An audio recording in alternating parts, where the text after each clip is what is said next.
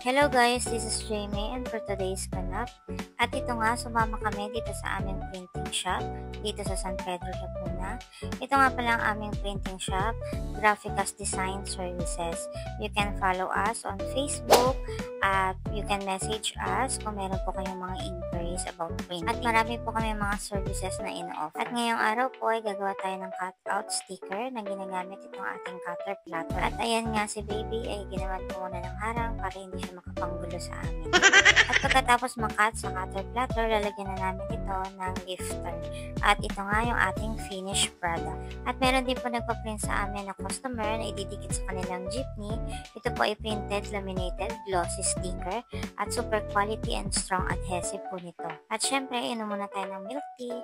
At nag-print and cut na rin pala ako nitong family picture namin. Dinikit ko nga pala ito sa Sintra board. Gagawin ko nga pala yung 3D wall decor at papakita ko na lang sa inyo kapag natapos ko na sa next week. At yun nga lang po ang ganap ngayong araw. Bye-bye!